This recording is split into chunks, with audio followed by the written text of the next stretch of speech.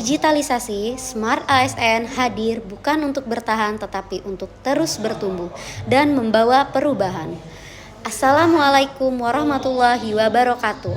Perkenalkan, nama saya Rizka Astuti, ahli media keperawatan, peserta Latsar CPNS Kementerian Pertahanan, golongan 2C gelombang 3 tahun 2026. Saat ini saya berdinas di Kesdam 2 Sriwijaya.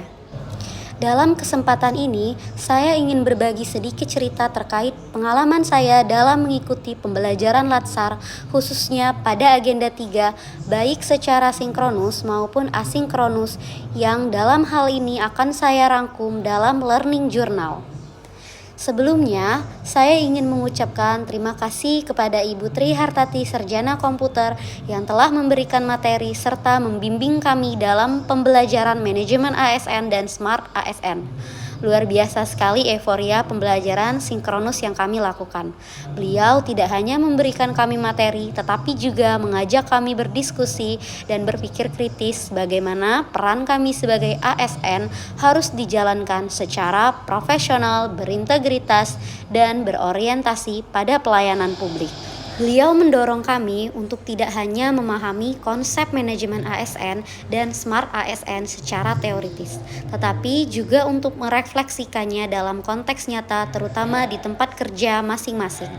Melalui diskusi interaktif ini, saya memahami bahwa menjadi ASN bukan hanya sekedar tentang menjalankan tugas administratif, melainkan bagaimana kita menghadirkan solusi beradaptasi dengan perubahan serta meningkatkan kompetensi diri di era tuntutan digital saat ini.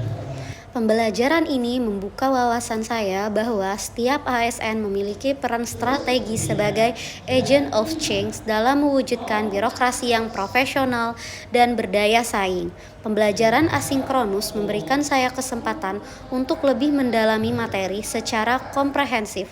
Salah satu tugas yang berkesan bagi saya adalah ketika saya dan teman-teman kelompok membuat tugas analisis kasus, manajemen ASN dan Smart ASN, di mana pada tugas tersebut kami mengangkat beberapa kasus yang sudah terjadi.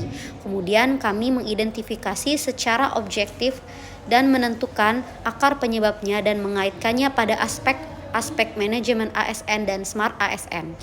Pada agenda 3 ini intinya ada 2 pilar besar. Yang pertama, manajemen ASN, di mana bisa menjadi panduan kita agar bisa menjadi ASN yang profesional. Kita juga belajar mengenai sistem merit, di mana karir seorang ASN dinilai dari kualifikasi, kompetensi, dan kinerja.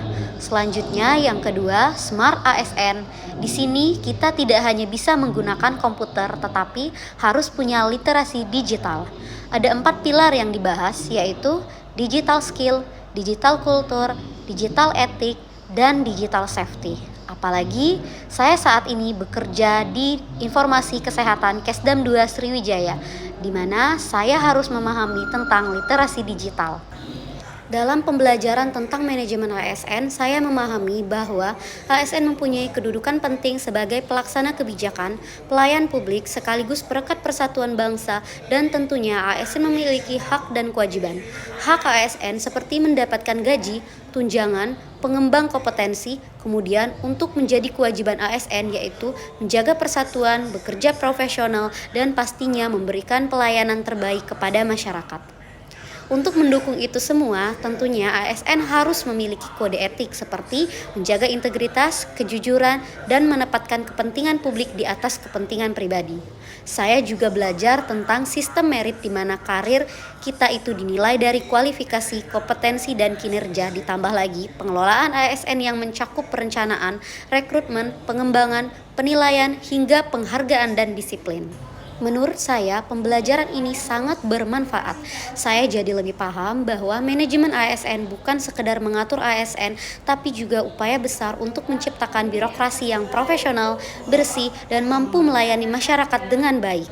Materi yang kedua yaitu Smart ASN. Smart ASN merupakan sebuah konsep di mana para ASN mampu mengikuti dan beradaptasi pada digitalisasi sehingga memiliki kompetensi digital dan inovatif. Salah satunya adalah literasi digital terhadap 4 pilar utama digital literasi, diantaranya digital skill, digital culture, digital ethics, dan digital safety. Digital skill yaitu kemampuan ASN dalam menguasai teknologi informasi dan menggunakan digital untuk memberikan pelayanan publik. Yang kedua, budaya digital. Seorang ASN membangun kebiasaan bekerja secara adaptif, terbuka, dan kolaboratif di ruang digital sehingga pelayanan publik menjadi lebih modern. Yang ketiga yaitu etika digital, membentuk ASN agar tidak berperilaku negatif di ruang digital seperti menyebarkan hoaks dan ujaran kebencian. Yang keempat, keamanan digital, itu melindungi data pribadi dan satuan kerja dengan menjaga kerahasiaan dokumen negara. Baiklah, sekian cerita tentang Learning Journal Agenda 3 saya mengenai manajemen ASN dan Smart ASN yang dapat saya rangkum. Saya harap materi ini dapat menambah wawasan kita sebagai seorang ASN. Saya akhiri. Wassalamualaikum warahmatullahi wabarakatuh.